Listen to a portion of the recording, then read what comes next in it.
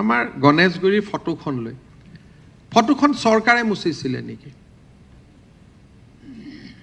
দুজন পেইণ্টাৰে মোৰ লগত ষ্টেটমেণ্ট আছে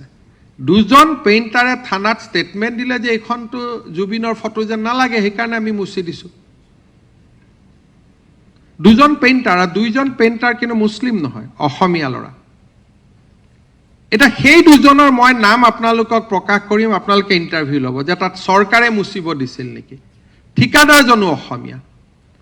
আৰু তিনিওজনে জুবিনৰ ভক্ত তেওঁলোকে ক'লে আমি সুধিলে কিয় মুচিলি বোলে এইখনটো দাদা জুবিন বুলিতো আমি ভবা নাছিলোঁ দুইজন অসমীয়া মই চিপিক কৈ দিম আপোনালোকে নামটো ল'ব দুইজন অসমীয়া মিস্ত্ৰী কোনো বাংলাদেশী মিয়া নহয় শুদ্ধ অসমীয়া আৰু কন্ট্ৰেক্টৰজনো শুদ্ধ অসমীয়া ডেকা তেওঁলোকে মুচিলে আমি গধূলি সুধিলো ভাই কিয় মুচিলি তেতিয়া তেওঁলোকে ক'লে যে এইখনটো জুবিনদাৰ ফটো যেন লগা নাই কাৰণে মুচি দিলোঁ আমিতো নাজানো এইখন জুবিনৰ ফটো বুলি এটা মই যদি ৰং মিস্ত্ৰী হলোহেঁতেন আজি থকা ফটোখনতো জুবিন গাৰ্গৰ দৰে নালাগে জুবিনৰ ফটো এখন সামাজিক নিয়মে কি কয় যে জুবিন গাৰ্গৰ ফটো এখন গৰিমা গাৰ্গে অফিচিয়েলি ৰিলিজ কৰিব যে এইখন জুবিনৰ আনুষ্ঠানিক পৰ্ট্ৰেট হ'ব সব মানুহে সেইখন আঁকিব আঁকাততো আপত্তি নাই এখন ফটো ৰিলিজ হ'ব লাগিব নে নাই সবেইতো সব ধৰণে আঁকিব নোৱাৰে আঁকিব পাৰে নেকি আপোনালোকে কওকচোন ৰাষ্ট্ৰপতিৰ ফটো আমি যিকোনো ফটো লগাব নোৱাৰো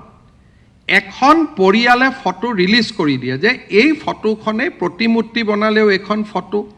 এতিয়া কি হৈছে তাকে লৈ তেজপুৰত এখন অদ্ভুত ফটো বনায় বৰপেটাত এখন অদ্ভুত ফটো বনায় তাকে লৈ দুদিন ছ'চিয়েল মিডিয়াত চৰ্চা আচল নিয়মটো কি যে আমাৰ জাতিটো কেনেকৈ পৰিচালনা হ'ব লাগে মোৰ চিষ্টেমটো কি যে জুবিনৰ অনুৰাগীসকল বহিব এখন জুবিনৰ ফটো নিৰ্ণয় কৰিব যে জুবিন গাৰ্গৰ এইখন ফটো হ'ব তাৰপিছত য'তে আঁকে আঁকিব না তাতো কোনো সমস্যা নাই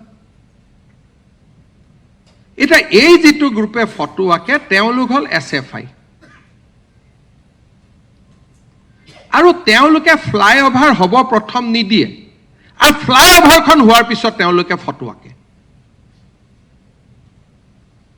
আপোনালোকে চাব এই যে যিজন ল'ৰা তেওঁ ভৰলুমুখৰ ফ্লাইঅভাৰ হ'ব নিদিয়ে ইটো হ'ব নিদিয়ে প্ৰথম গছ কিয় কাটিছে বুলি তেওঁলোকে আন্দোলন কৰে এই একেটা গ্ৰুপ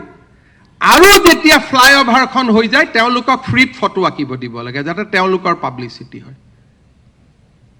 ইটো টুপি পিন্ধাব সিপু টুপি পিন্ধাব এনেকেতো এজন মানুহক অপমান কৰাটো নিয়ম নাই